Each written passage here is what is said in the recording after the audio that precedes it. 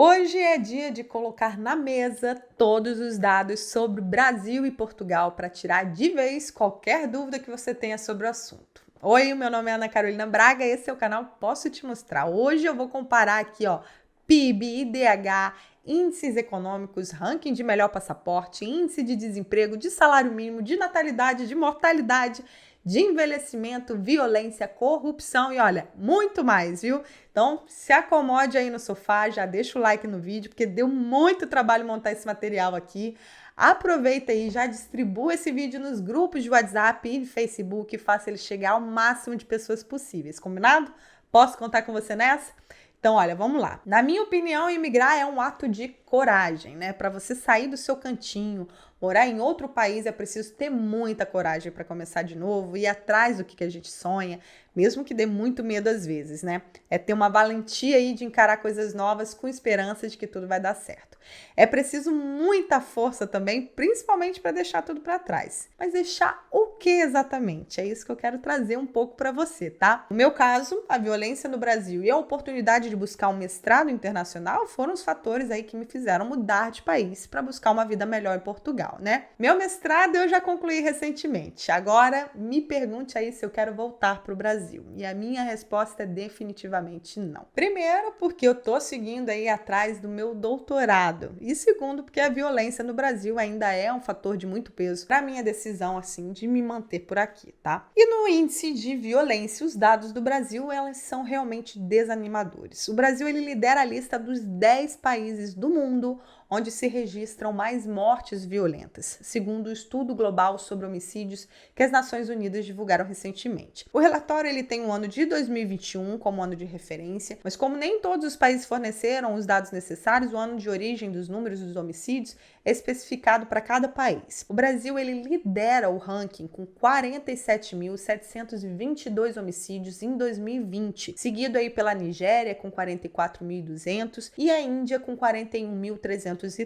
Eu sei, você vai me falar aí que é impossível comparar uma população de 220 milhões de habitantes com uma que não chega a 11 milhões. E você tem toda a razão. Mas vamos então mais a fundo? Olha, vamos dar uma olhada ali no Índice Global da Paz para comparar Brasil e Portugal diretamente nesses dados aqui, tá? Portugal aparece em 7º lugar, enquanto o Brasil está em 132º colocado. A diferença é gigantesca, né? Pensando em números de homicídios, Portugal registrou em 2021 82 homicídios em todo o país. No ano, enquanto isso no Brasil foram 45.562. É claro que o tamanho dos países é desproporcional, né? Mas trazendo isso para um cálculo de taxa de homicídios por 100 mil habitantes, isso fica em 0,80 para Portugal e 21,26 para o Brasil. Não tem argumento válido para desmontar esses números. A minha intenção aqui não é falar mal do Brasil e nem falar mal de Portugal. Eu estou trazendo todos os dados para você e em alguns momentos um país leva vantagem sobre o outro. O que eu quero compartilhar com você aqui é essa pesquisa de dados, de fatos que não mentem. Então, eu vou te trazer muitos números, você vai tirar suas próprias conclusões de tudo, tá bom? Então, eu já começo aí pelo ponto mais forte, né, que me fez decidir sair do Brasil. E você, o que motiva sair do Brasil hoje? Se é que motiva, né? Fala pra mim aqui nos comentários, tá bom? Vamos debater isso aqui embaixo também? Então, olha, vamos para o próximo ponto de comparação, o PIB de cada país. E para facilitar aí a conversão de moedas e tudo mais, eu usei os cálculos no site countryeconomy.com, que eu vou deixar inclusive aqui na tela para você. Olha, Portugal fechou 2022 com um PIB de 242,3 bilhões de euros, enquanto o Brasil fechou o ano de 2022 com PIB já convertido em euros de 1 trilhão e 800 bilhões de euros, cerca de 10 trilhões de reais. O Brasil, inclusive, voltou aí nesse ano para a lista das 10 maiores economias do mundo, né? Em 2022, ele ocupou a 11ª posição e finalizou o ano de 2023, então, como a 9ª maior economia global. A previsão é que até 2026 ele chegue ao 8º lugar. Bom, eu sei que você vai falar aí do tamanho dos países, né? Cabem 90 Portugal dentro de um Brasil. Mas então vamos partir aí para o PIB per capita? Dividindo então pela sua população, PIB per capita de Portugal, 23.530 euros por ano. PIB per capita do Brasil, 8.972 euros por ano. Vamos agora para o Índice de Desenvolvimento Humano, que é um dado muito importante a considerar, né? Vamos dar uma olhada nele também? Olha, primeiro vamos entender aí o que é o ranking do IDH, o Índice de Desenvolvimento Humano. Ele compara indicadores de países nos itens riqueza, alfabetização, educação, expectativa de vida, natalidade, entre outros aí, tá? Com o intuito, então, de avaliar o bem-estar de uma população, especialmente das crianças, tá? Varia de 0 a 1 e é divulgado, então, pelo Programa das Nações Unidas para o Desenvolvimento em seu relatório anual. O último relatório divulgado é o de 2022 e nele temos Portugal na faixa de IDH muito alto, ocupando então a 38ª posição. Enquanto o Brasil fica numa posição boa, na faixa de IDH alto, na 87ª posição de um total de 191 países e territórios. Se isso fosse uma disputa entre Brasil e Portugal, esse seria o terceiro ponto para Portugal, né? Mas é claro que não são esses os fatores por si só que fazem um país ser a melhor escolha para você. Quantos brasileiros chegam aqui, sentem falta da família, dos amigos, das comidas brasileiras, do calor do Brasil, do acolhimento, né? A matemática, ela não é tão simples quando há, então, um fator emocional. Mas hoje, como eu falei, quero te encher de dados. E é claro, nem tudo são flores por aqui. Quer ver agora? Ó, pensando no bolso do trabalhador, na hora de pagar os impostos. No caso do Brasil, imposto de renda. No caso de Portugal, o IRS. Na tabela do Brasil, recebendo até R$ 2.259,20 por mês, você é isento de pagar o imposto de renda, né? Depois ele sobe ali para 7,5%, 15, 22,5 até chegar ao teto de 27,5. Já em Portugal, a isenção em 2024 é para quem recebe rendimentos do trabalho dependente ou de pensões até 8.500 euros, desde que não tenham sido sujeitos à retenção na fonte. Mas veja só, isso não é para todos que recebem o mínimo no país, tá? Você pode receber o salário mínimo e ter de pagar 13,25%. Depois passa para 18%, até chegar no topo da tabela, onde você paga 48% de imposto. É isso mesmo, quase 50% de imposto para quem recebe acima de 81.199 euros por ano. E aí você pode então me questionar assim, ó, mas há um investimento desses recursos de volta para a população em Portugal maior do que no Brasil?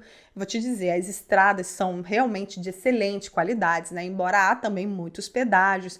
Você pode falar sobre educação, saúde, limpeza, segurança, e aí eu vou convidar vocês, meus amigos que estão em Portugal, para compartilhar as suas experiências por aqui, me falarem então se todos os serviços públicos no país são de boa qualidade, se refletem o dinheiro recolhido dos impostos, se você está satisfeito com tudo isso, combinado? Minha intenção aqui é trazer você, seguidor, para debater junto aqui a comunidade do Posso Te Mostrar e refletir você mesmo sobre tudo isso, tá? Eu não tenho todas as respostas para você, eu tenho, como eu falo aqui, as minhas experiências, eu sei que estão longe de ser a mesma experiência de várias outras pessoas que vivem no país, né? Eu tenho plena responsabilidade do que eu falo aqui, por isso eu me comprometo em pesquisar e trazer as informações sempre de fontes oficiais, nunca de achismos, para a gente discutir os pontos positivos e negativos juntos, certo? Então eu te convido aí para esse debate aqui nos comentários.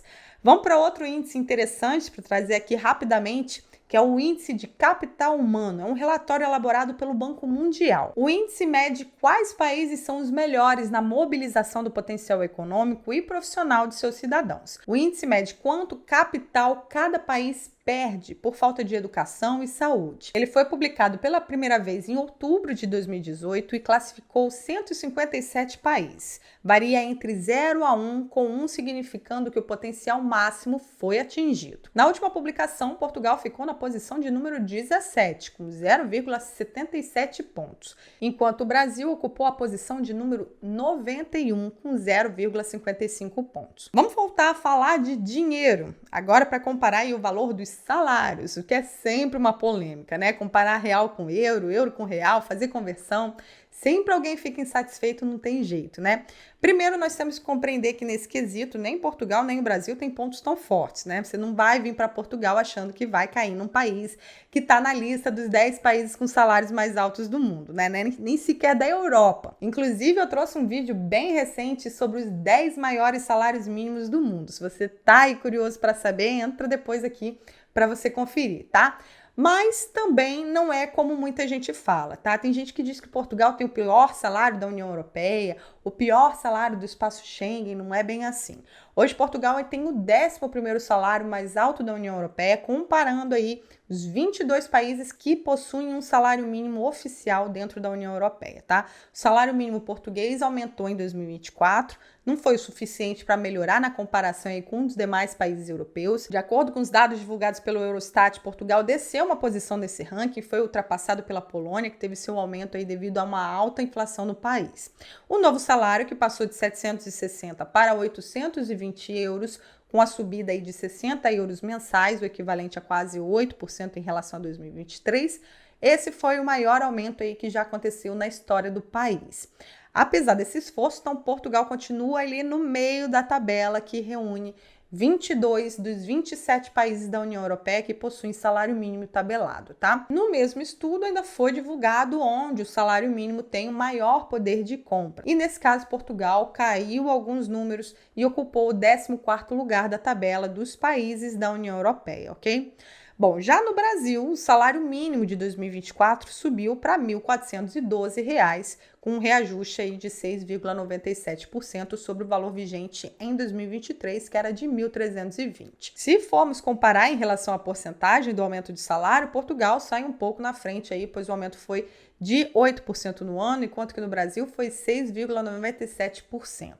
Já a inflação portuguesa foi de 4,3% no mesmo ano e a brasileira foi de 4,62%, ou seja, para Portugal teve realmente um ganho real de 3,7% e para o Brasil um ganho real de 2,35%. Então, seria mais um ponto para Portugal se a gente estivesse levando assim ao pé da letra. Mas vamos falar agora sobre os índices de desemprego. Isso é um fator também, claro, muito importante para se ter em conta, né, antes de mudar de país. Ninguém quer mudar para um lugar e ficar desempregado, né? O Brasil encerrou 2023 com o menor patamar de desemprego desde 2014. A população empregada média foi de 8.500.000 pessoas no ano passado, uma redução aí de 17,6% em relação ao ano anterior. O Brasil fechou o ano de 2023 com uma taxa média de desemprego de 7,8%. Já Portugal, o desemprego fechou o ano de 2023 na casa dos 6,5%. E no que diz respeito à população desempregada no país, estimada em 346.600 pessoas, registrou um aumento de 8,6% em relação ao ano de 2022, tá? Bom, agora um fator muito importante, muito sério, tá? Índice de corrupção. Desde 1995, a Transparência Internacional, que é uma organização sem fins lucrativos anticorrupção sediada em Berlim, publica então um relatório anual do Índice de Percepção de Corrupção. Esse relatório, ele ordena os países do mundo de acordo com o grau em que a corrupção é percebida a existir entre os funcionários públicos e políticos. A organização define corrupção como o abuso do poder confiado para fins privados. O último relatório é de 2023 e nele Portugal, caiu uma posição de 2022 para 2023, ficando agora então em 34º colocado de 180 países e territórios. Já o Brasil ocupa a posição de 104º lugar entre os 180 países avaliados. Essa é uma questão muito triste, inegável. O Brasil ele tem realmente muito a evoluir, independente aí de governos, quem entra, quem sai. A corrupção é uma questão muito enraizada no país.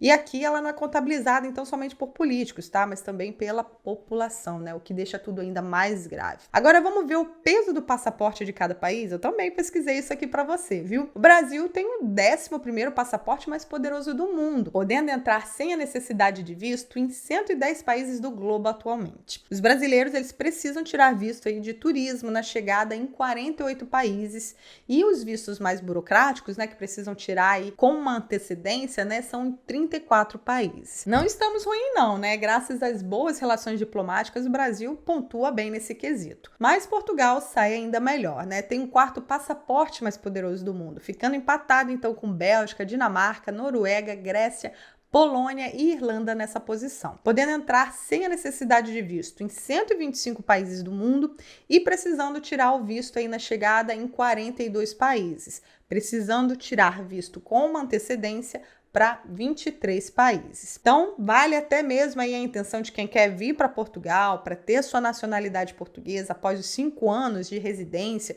morando aqui em Portugal legalmente, né? Você vai ter um passaporte mais forte, mais bem colocado mundialmente, né? Agora, e para os mais velhos, como é Portugal, né? Para os aposentados, pensionistas, entre Brasil e Portugal, você apostaria aí de qual dos dois países tem mais idosos? Portugal é o 4º país do mundo com mais pessoas com uma idade igual ou superior a 65 anos, e onde a população nessa faixa etária já representa quase 25%, ou seja, 1/4 da população do país, de mais de 10 milhões de pessoas, é idosa.